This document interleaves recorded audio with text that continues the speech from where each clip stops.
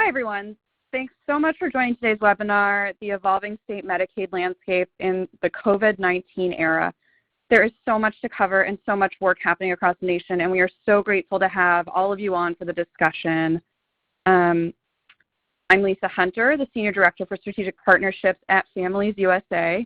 I'll be jumping into the agenda in a moment, but I wanted to spend a second to simply say that as the lead of our organization's partnerships work, how grateful we are for the advocacy each of you are doing across the country.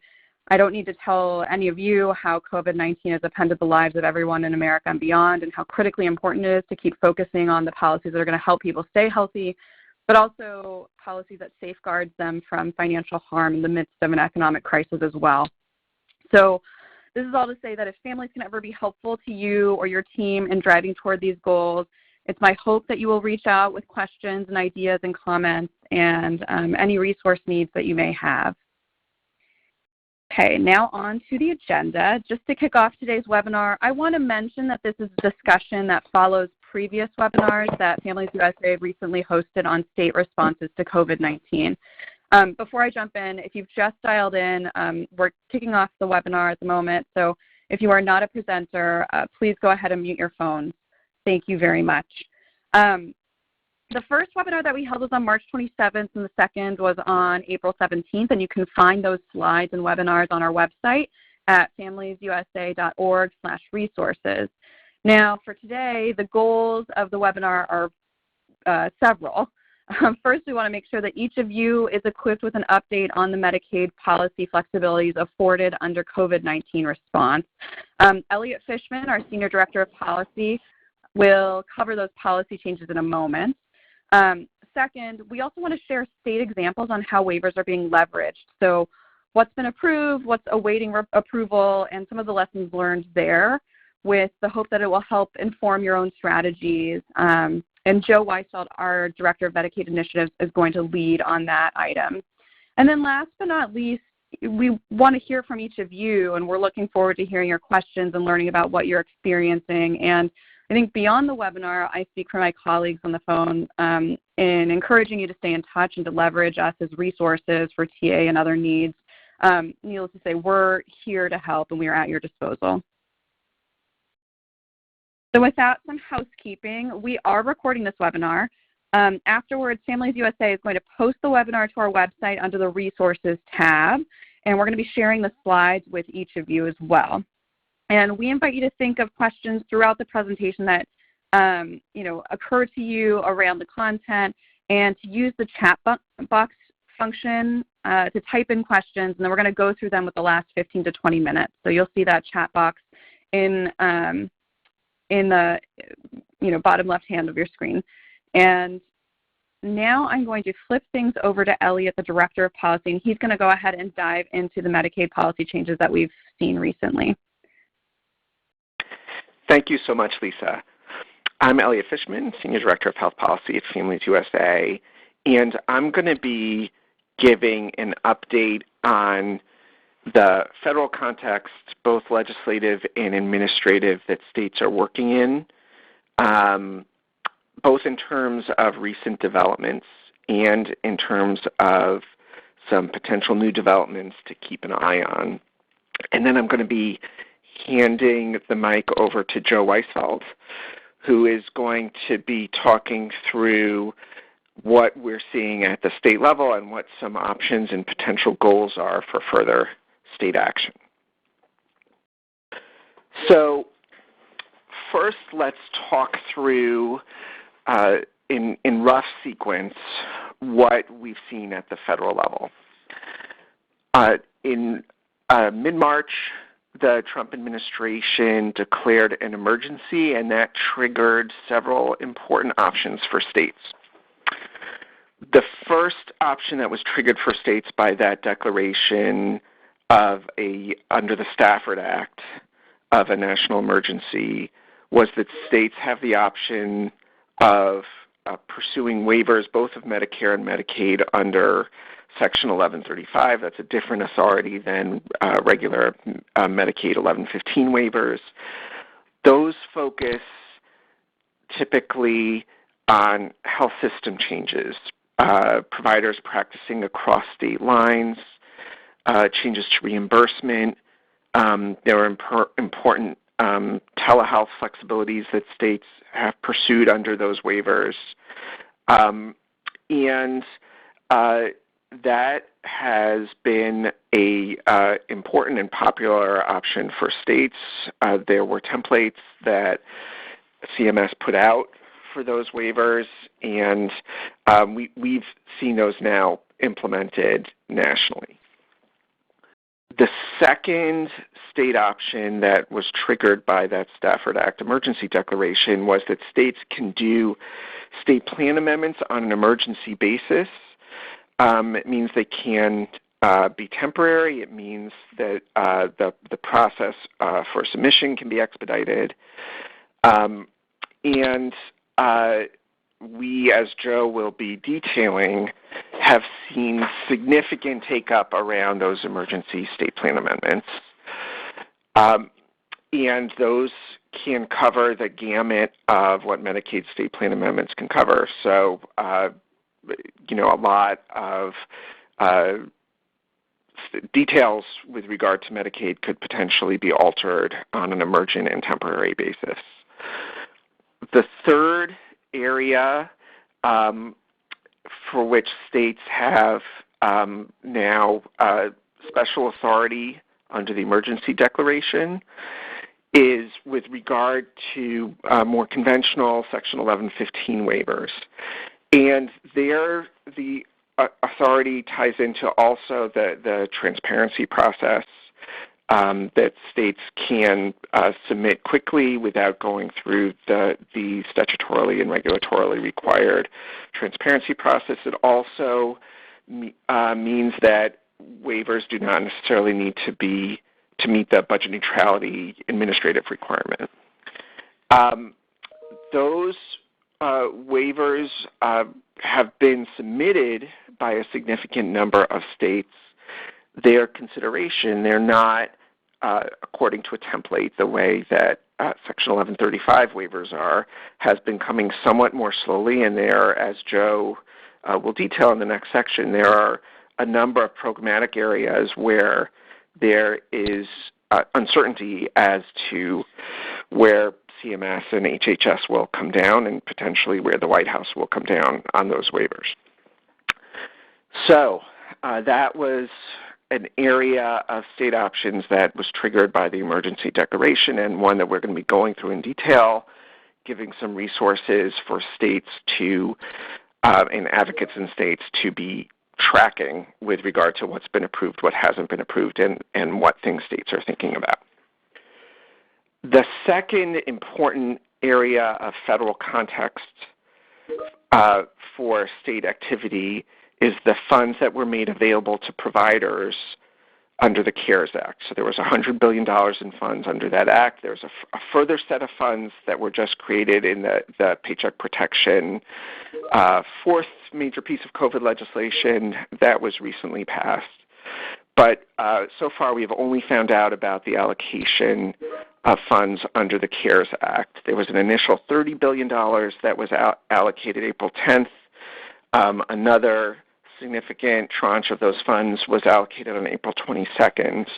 Those allocations differed somewhat, but both had in common that they left Medicaid volumes out as a significant factor in the allocation. And that has some important problematic consequences.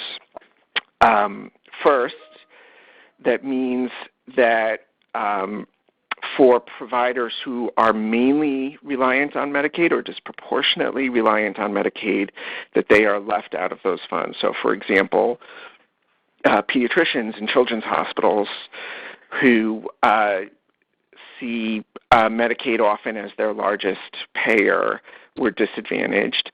Other types of providers, for example, safety net behavioral health providers or home and community-based services providers, Medicaid is often the dominant payer for them, and they are even more disadvantaged.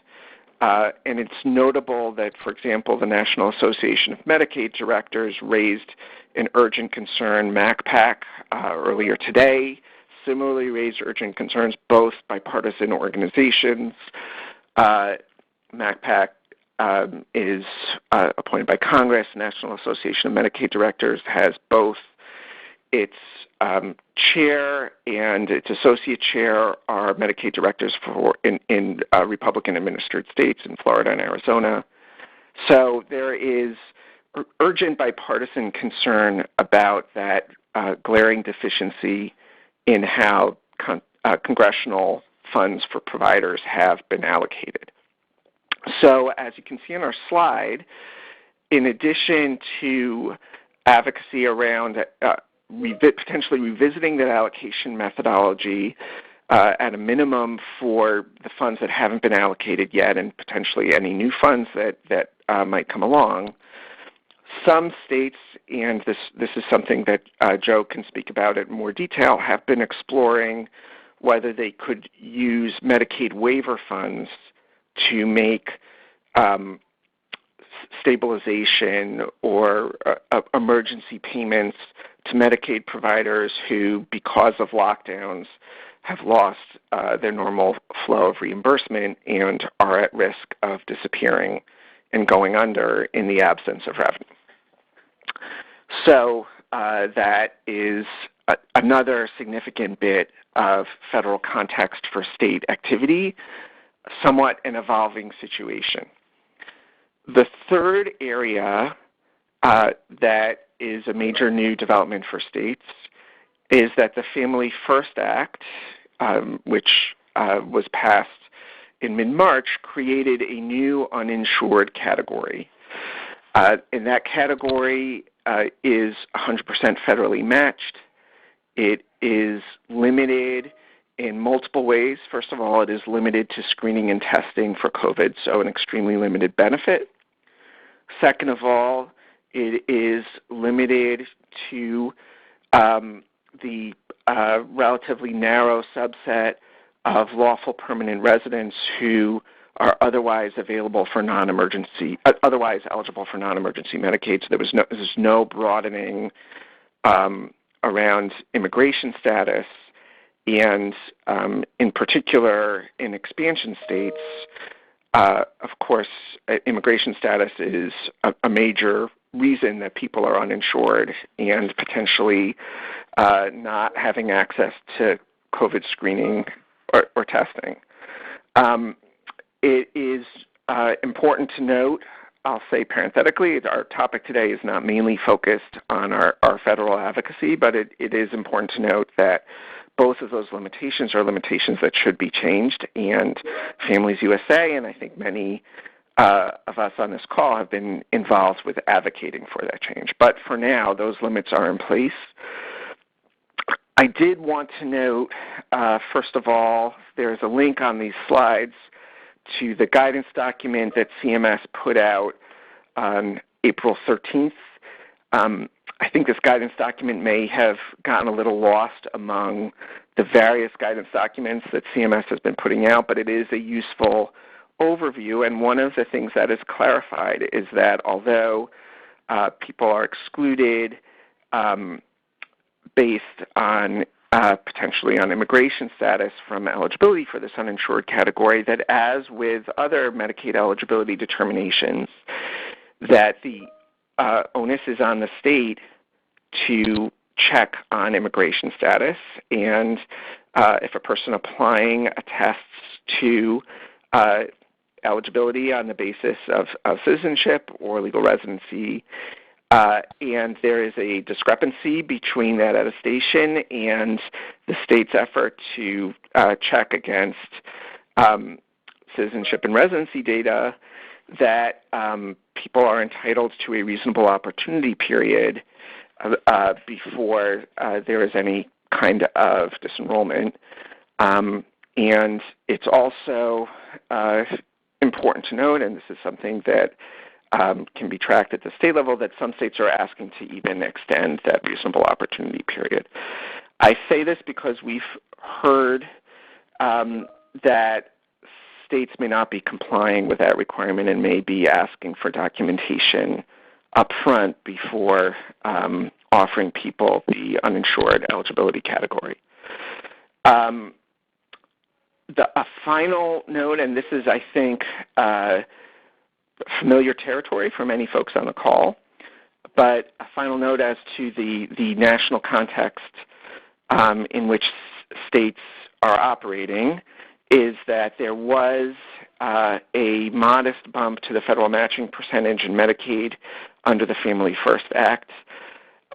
Not enough, as I think many of us are experiencing, to remotely close state budget gaps, but certainly enough that states care about that bump, and it is tied to a maintenance of effort requirement, which not only requires that states not make cuts to their eligibility levels or benefits, but also requires that states not disenroll people from Medicaid due to annual eligibility redeterminations or otherwise involuntarily disenroll people from Medicaid for the term of that bump to FMAP. That is an important area for monitoring state compliance. There was follow-up CMS guidance, which was definitive. So it's just something that we should all be keeping in mind as we're thinking about how states are implementing their new options and their new obligations. So thinking about what is next in terms of federal context. As I noted, and as Joe will be talking through in detail, one thing to keep a close eye on is policy decisions at the federal level regarding Medicaid waivers. That is something that we, and I think many state governments, are trying to offer constructive advocacy around. And I encourage those of you whose states have 1115 waivers under consideration to think of effective ways to reach out to the administration and voices that may have access to help them come to good decisions on these waivers in a timely way. A second key question is what will be in the next COVID package. So we call it COVID 4, referring to the last package, the Paycheck Protection Act, as COVID 3.5. And in particular, will there be an expanded uninsured option in Medicaid? What options will be available for Medicaid non-expansion states? We are hopeful that there will be a robust new set of options for states in a further package, given that tens of millions of people are losing their employer coverage in the middle of a pandemic. Also an important question, and one that we all have a great stake in, whether there will be further enhancements to the federal matching percentage, both as an economic measure and as a pandemic response measure in what we anticipate will be another legislative package in mid-May.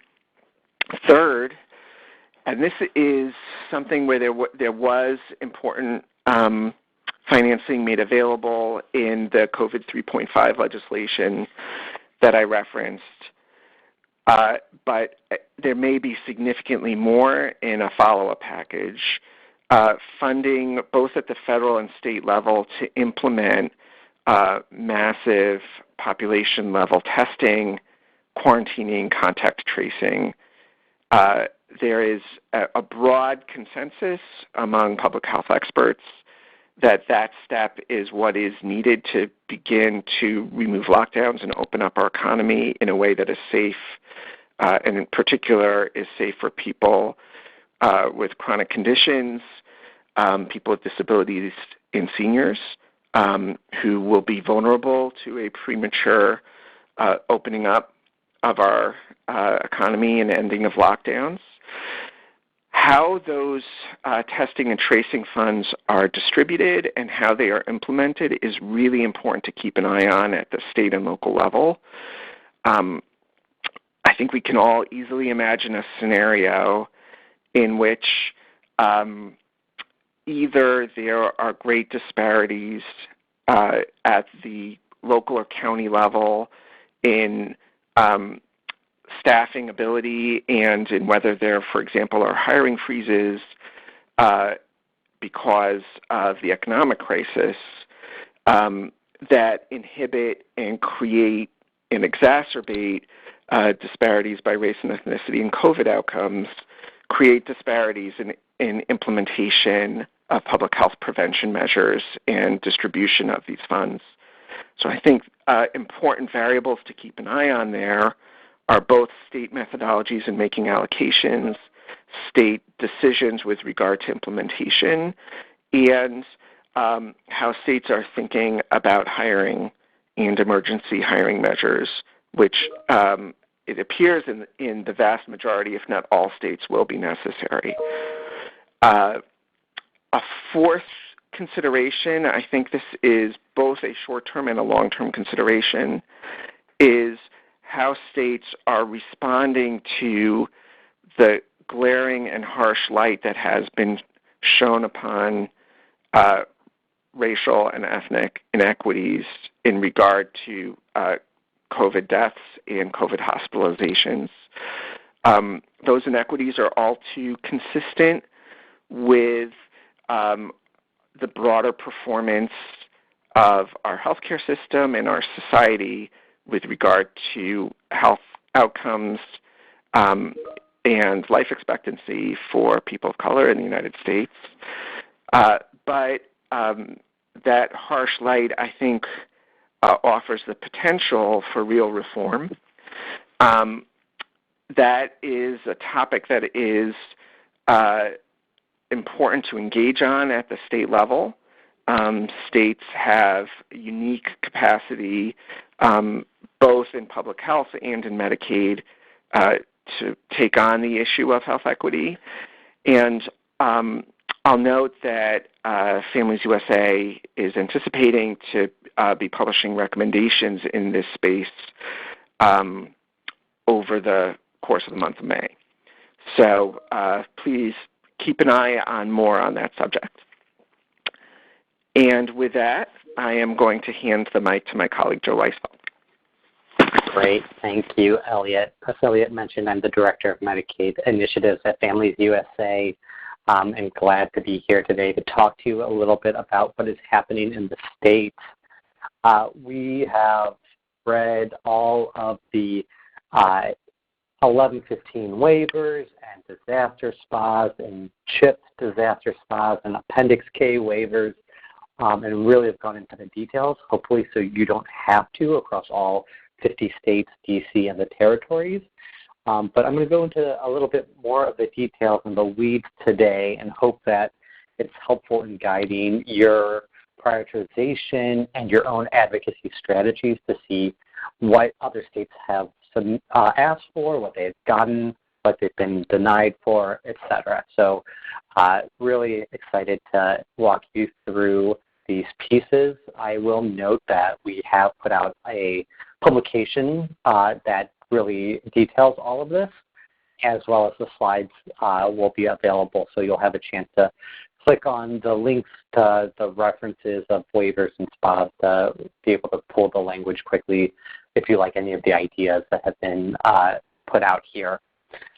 So for those of you that joined us a few weeks ago on our webinar, we talked about what states could do, and this was really early in the process before many states had done all that much.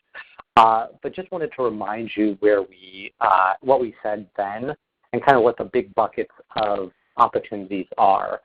So around expanding eligibility, clearly the big one is Medicaid expansion, but there are other categories where states can permanently or temporarily expand eligibility to cover more individuals. We talked about ways that states could make it easier to get and keep Medicaid. That maintenance of effort provision that Elliot talked about is super important for this. It does give a lot of protections, but states could be doing this and doing it above and beyond to make sure it's easy to get and keep Medicaid. There are other ways that states can eliminate barriers around reducing cost sharing or limiting it during the crisis. Talked about improving access to providers, relaxing telemedicine, and then finally expanding services so that there is a wider set of services available, largely in the LTSS space. CMS has made that probably the easiest pathway to expanding services. So moving on, I just wanted to give you kind of a snapshot of where we are in early approvals. We saw a really quick set of approvals for the 1135 waivers. As of now, all 50 states and DC have those approvals. Those largely allow for easing of provider enrollment, reducing prior authorization, so really a provider-facing opportunity there. And again, CMS deserves credit for getting all 50 states and DC approved very quickly. I think it's yet to be seen how impactful those 1135 waivers are. I don't think CMS pushed the envelope at all. It's largely allowing for more providers to enroll into the Medicaid arena more easily. And I think we're still waiting to see how many providers have kind of jumped into the Medicaid arena that weren't there before. The other place we've seen more recent action are the disaster spas that Elliot mentioned. We have 20 states and 2 territories that have approved disaster spas, and a number of states that are still waiting for approval. Last week and the week before was really the fast activity on those disaster spas. And we've started to see a little bit of a slowing down of that. I think we've only seen 1 or 2 approved this week after the first 2 weeks really went kind of quickly. I just want to highlight that there is a separate process for CHIP disaster spas. And right now we have 8 states that have gotten approvals for those. The CHIP disaster spas are much more focused on reducing premiums, getting rid of lockouts for not paying premiums, and then allowing more flexibility and more time to respond to renewals for services. So, only a few states are there right now. And then the last one is the 1115 disaster waiver. A lot of states have put forth their 1115 waiver proposals, but to date, only 1 state has approval. That's Washington. They were, I think, one of the first or the second state to submit. They were really early in that process, but it just shows that even with the preprint process, the 1115 waiver is going to take longer than the 1135 waiver and the disaster spas and the Appendix K, which is the LTSS services. So just in terms of trends, in the disaster spas, premiums and cost sharing is really what states are asking for and getting across the board.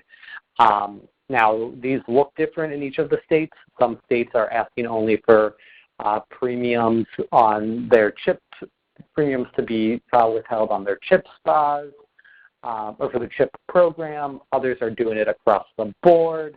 And some are asking for things like waiving the premiums associated with the Medicaid buy-in programs for duals in the states, across the states.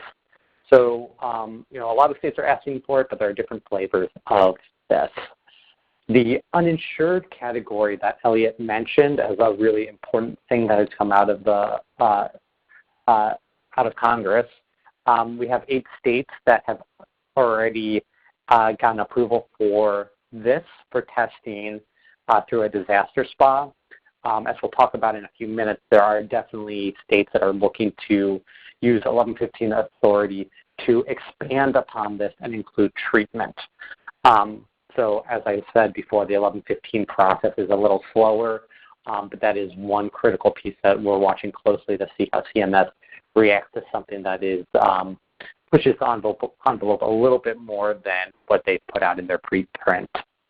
And then the last two, we're seeing presumptive eligibility in a few states to make it easier to get folks enrolled into Medicaid, and then 12 months continuous eligibility for kids. Both of these are things that states could already do. This gives a pathway to do it temporarily. So it is interesting to see a few states take up that option. And we're hopeful that some of it might stick and states decide that they like it so much that they want to keep it permanently.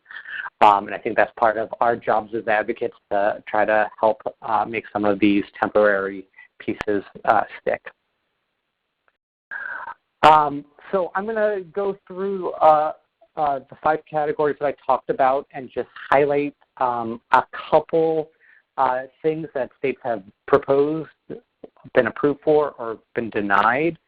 I'm not going to go through all of them just so we have time for question and answer, but I do want to just highlight a few in each of these categories. So I mentioned one state is trying to use the 1115 authority to expand COVID-19 testing to also include treatment. That state is North Carolina, and that 1115, when you get these slides, the state links to the request from the state. So we're watching that one very closely. I also want to highlight California in their work on emergency Medicaid. They've made a commitment that testing and treatment for COVID is an emergency service. They are asking for 1115 authority to make that allowable under Medicaid reimbursable funds. But even if CMS says no, the state has already decided that they are going to finance this as an emergency service and provide state only funds if CMS says no. So I think that's an interesting pathway to ensure that regardless of immigration status or care setting, that folks can get tested and treated. And then I think it's also worth highlighting that California and a few other states are looking to use 1115 authority to cover folks, justice-involved individuals, so inmates while they are in incarceration.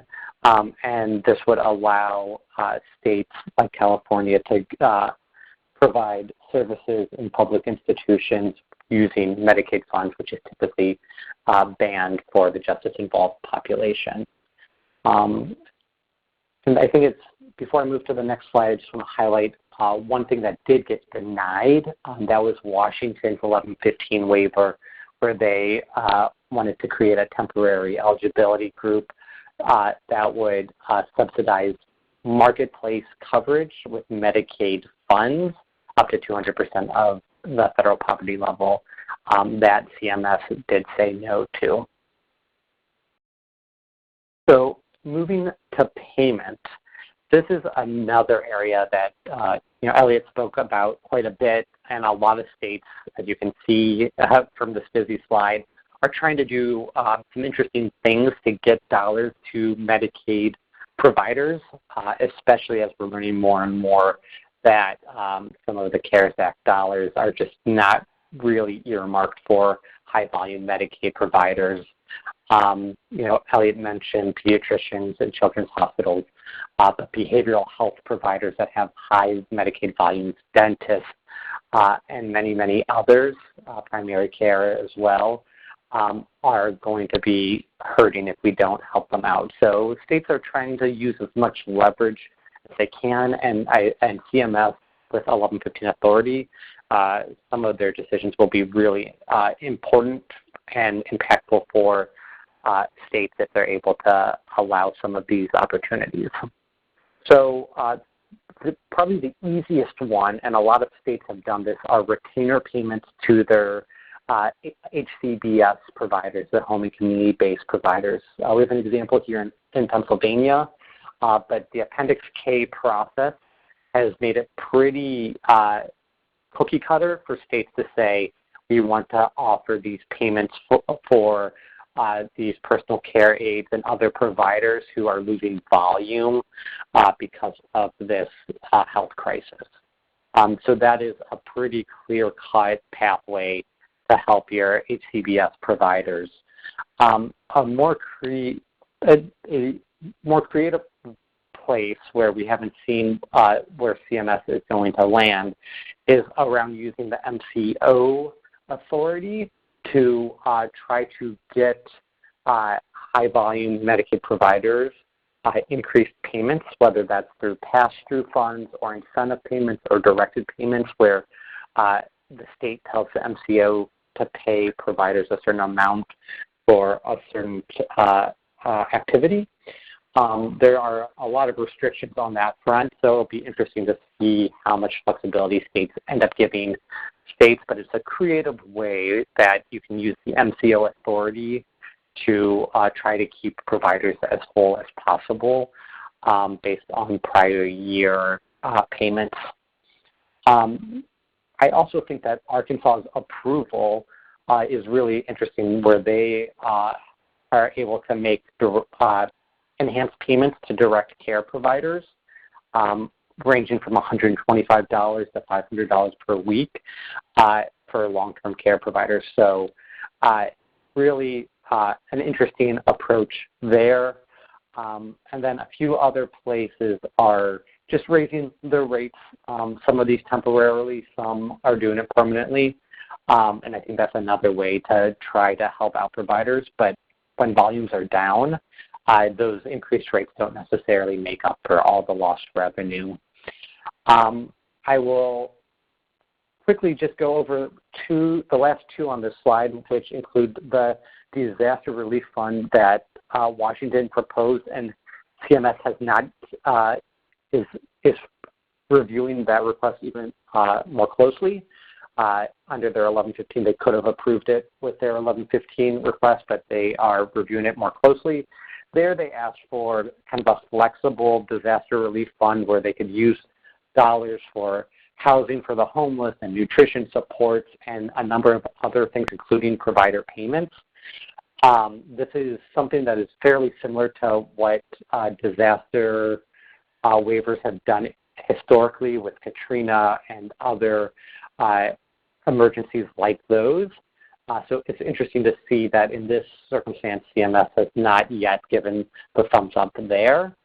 But a more targeted approach from Maine has gotten approved, where they have a $10 million fund for hospitals and have some circumstances around how those can be used.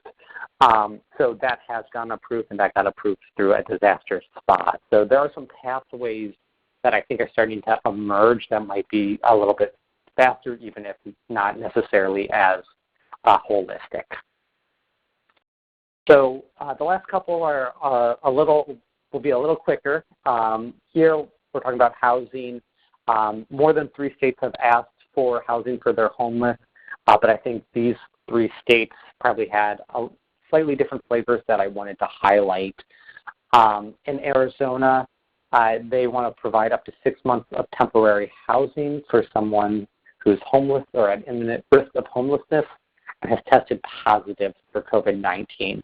So there's some restrictions around there, but the 6 months of temporary housing is quite important. In California, they're asking through their 1115 waiver to leverage their whole person care program, which is their enhanced care coordination program that already exists under their 1115, to use that as a vehicle to up the budget for those programs and then allow them to disperse dollars for housing, which I think is an important pathway for states that have similar care coordination programs. And then finally, North Carolina, who has been doing a lot of work here over the last couple of years, they want to also provide temporary housing for folks who have COVID, have a known exposure, or live in a hotspot.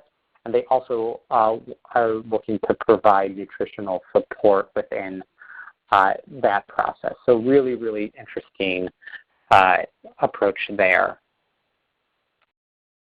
Telehealth, I'll just go through quickly because I think Medicaid is moving at lightning speed here and has a lot of flexibility to do this. But I think something that has not existed in a lot of states is an originating site fee. So paying a provider who is hosting a telemedicine consult. In Nevada, they removed restrictions from group therapy. And as we're seeing here, Zoom and other platforms make it quite easy to have conversations with multiple people. And that is a really interesting approach that has largely been restricted previously. And the last one, in my previous life, I worked at DC's Medicaid agency, and I'm proud to see that they are actually sharing COVID lab data through their Health Information Exchange, which is just a game changer in terms of helping providers at the point of care see and know what's going on with a beneficiary. And my last one is on eligibility. We've talked about this already, but presumptive eligibility is a really important opportunity for states. State Medicaid agencies can actually themselves become a qualified entity to determine presumptive eligibility. Illinois has been approved to do this, and this effectively expands the hospital presumptive eligibility program's reach to allow more entities to determine folks presumptively eligible.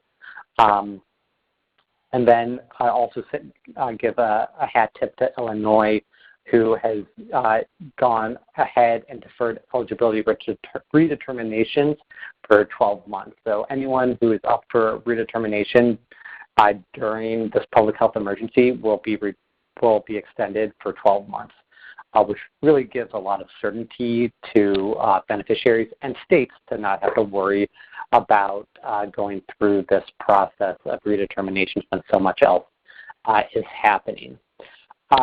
So really a lot that we can take from here. I think these are some of the more cutting edge pieces, but there's definitely a full range of things that can happen.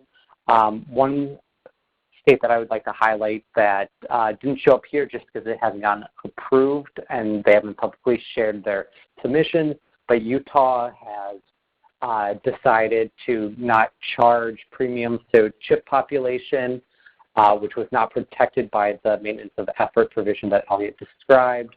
They also have delayed their work requirements program that was associated with their recent Medicaid expansion. So we're seeing activity in red, blue, purple states. Really hope that this is helpful and gives you a sense of things that you may be able to ask for in your state. So I will go ahead and pass this back to Lisa now, and I'm excited to chat about you in our during our Q&A. Thank you so much, Elliot and Joe. That was amazing. You guys pulled together quite a lot of content. We have several questions in the queue, but I'm going to navigate back to the summary slide because I think that'll help ground the discussion a little bit. But as a reminder to everybody on the call, we are going to make these slides available after the webinar wraps up, and so you'll have this available to you. I'm going to start with one of the questions that we got earlier on in the presentation, which is National Association of Medicaid Directors have urged HHS to push out money from CARES Act to Medicaid providers. Are you aware of how states and CMS will administer these funds? And I think, Elliot, I may bounce this to you. Sure. And if folks are interested, that letter from the National Association of Medicaid Directors is available right off the front page of their website, which is medicaiddirectors.org. Medicaid Directors, all one word. And it was dated April 27th. Well, the first step is to see if CMS revisits its allocation decision, in particular for the tranches of funds that haven't been distributed yet. Really, this is primarily a federal call. So in terms of how those funds are distributed, even if NAMD and MACPAC has also sent a letter today, that letter is also prominently available on MACPAC's website. They were tweeting it out, and that's a letter to Secretary of Health and Human Services Alex Azar. So even if those allocation decisions incorporate Medicaid as they should, that money is still going to be distributed by the federal government rather than states. So the possibility of state distribution that Joe and I were speaking to is potentially either to fill what is now a glaring gap in that federal allocation, or potentially to supplement a federal allocation if NAMD and MACPAC and Families USA, and hopefully many of us on this call, are successful in prevailing on the federal government to incorporate Medicaid into its allocation methodology. Then it could be both. But those funds would be state distributed if it's under a Medicaid waiver, and those would take one of the forms that Joe was describing in his tables in terms of making effectively lump sum retainer payments or stabilization payments to providers to in part offset and at least keep them in existence as their regular patient service revenue dries up. Great. Joe, I think I'm going to kick this next one over to you. When retainer payments are made to HCBS providers, are there any requirements to pass the money on to direct care workers actually providing the service, use it for PPE, for instance? And I think, I believe that this is happening in Pennsylvania, so I'm going to navigate to that slide over here. Yeah, right at the top really there, so focusing on it. Yeah, and a lot of states are doing this. Pennsylvania is just one example. I think we have 35 states that have gotten approved Appendix K waivers. Not all of them ask for retainer payments, but retainer payments are one of the check the box options. There are a number of restrictions or requirements around how you can use them and when someone is eligible. But to my knowledge, there are not requirements on whether those have to get pushed down to the direct care provider level or how they are used. I think that actually is quite flexible. So I don't believe there are requirements on how those are then used. Okay, also we have heard that states are asking CMS for planning grants to look at alternative HCBS models to institutional settings. Do you know if this is being contemplated in CARES 4, which is the next package? I haven't heard anything on that front, but we'd be happy to check in with some of our colleagues to see if they're able to share some more information and bring that back. Okay. We had a question on incarcerated populations, and just looking for it, bear with me.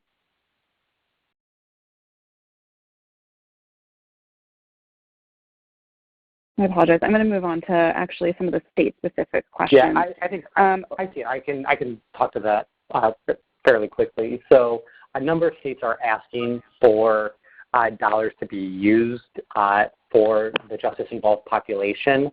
They're using it. There have been different requests. Some are asking for Medicaid dollars to cover 30 days before someone is discharged. Others want to use dollars if anyone is hospitalized typically they could use Medicaid dollars if someone was hospitalized for 24 hours. They want to narrow that even more so that if anyone is needed treatment at an inpatient level, either within the justice system or outside, that Medicaid dollars could be used. So there's a number of proposals that are floating around. We have not seen any approvals yet. And I think, like so many of these, that first approval, it really helps us paint a picture on what CMS is going to do and not do. I will say, if you track all the things that have been approved, most of those show up in what's called a preprint from CMS. Effectively, CMS says, if you do this, we will approve it, and here is the check the box template. We've seen much fewer approvals for things that don't show up as pre-approved from CMS. So it's a little disappointing to see some of those approvals slow down this week, like I discussed before, because I think it's about time that we start to see more of those push the envelope approvals and less of the cookie cutter approvals. Thanks for jumping in, Joe. Really helpful. One of the other questions that we're getting is, would the maintenance of effort MOE requirement under a higher FMAP prevent implementation of a work requirement? Ohio is scheduled to start one in January. So I can start, and Elliot, if you want to add to that. I think the timing is going to matter here. So the timing is going to matter here. So for January, it would depend on if the MOE is still in place, namely, are we still in a national emergency? So what we've seen here is, Utah had a work requirement that took place before the national emergency declaration, but they decided voluntarily to delay it. They didn't have to. If a state had a work requirement that fell within that national emergency, they would not be able to kick anyone off during the Medicaid program during that period. Now, whether or not they could have still have that reporting requirement, we don't have anyone in that circumstance right now. But if those things did combine, potentially they could still collect and have that reporting requirement, but they couldn't kick people off. So I don't have much to add to that. I agree. It's timing based, and of course, we should just note that if in fact Ohio's clear of any MOE barriers to implementation, that both the district and appellate federal courts have found the work requirements approvals to have not been legal under the federal government's authority in Section 1115. And so Ohio would still be facing potentially insurmountable legal barriers to implementing in January.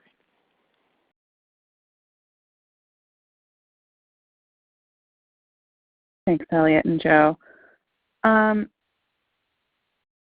have a question from Oklahoma, where a full regular Medicaid expansion is due to start July 1st, so still during the COVID-19 season. The legislature is balking at funding since they now estimate higher costs due to COVID. But they have, I guess this is a question around whether or not it's possible to block the grant, the requirements for the working requirements as a part of applying to, or as a part of implementation. Yeah, this is an interesting circumstance with Oklahoma having submitted a SPA to expand starting July 1 of this year, that they have a ballot initiative that will be voted upon by the voters on June 30th, I believe, and they have submitted a block grant proposal to take place in July of 2021. So there's a lot of moving parts. If that ballot initiative, as I think Stephen knows, does pass, that will limit the ability to turn the Medicaid extension program into a block grant or to have work requirements there. So that really is a critical component there. It's disappointing to hear that the legislature is balking at the pay for when we're talking about 10%, and the fact that Medicaid actually is there, the infrastructure there, it's readily available to serve a population that is largely a working population or previously working that has lost jobs because of this crisis. And it's not a patchwork approach like we're seeing in so many other places. It is a really efficient and quick way to make sure that the state is covered during this crisis. So all I would say is I think it's really disappointing that the legislature is even having that conversation and not moving more quickly. Thanks, Joe. You obviously know Oklahoma way more than I do. Thank you for that information. We have about 2 minutes left, and I want to use this time. I know we have a couple of more questions in the queue. What I'd like to do is just ask folks to follow up with us after this webinar. I want to encourage, again, folks to be in touch with us, particularly because we are eager to hear your stories and share what's worked, and potentially help you navigate and think through some of what what you've learned today, what you may be able to weave into your own strategies, and how you're working in terms of engagement with other partners in the state or even with the state Medicaid agencies. However we can be helpful, I want to reiterate that we are here to be of service and also to help amplify sort of the lessons learned and the success stories that may be coming out from all of these waivers and all of these approvals. I want to thank those, Joe and Elliot, for presenting, and to the Families USA team for pulling this together. Thank you to everybody who joined today. You can see we have our contact information here. Again, please do not hesitate to reach out if we didn't get to your question today. We look forward to continuing to have webinars in the future, and certainly if there are other avenues or other ideas that you want to propose that we ought to consider and other types of forums where we can continue to engage and collaborate, we are open to hearing those ideas as well. So with that, thank you to everybody for all of your advocacy and for all of your partnership and collaboration. And we look forward to continuing to keeping in touch. And I hope everybody is staying safe and taking good care. Thanks very much, everyone.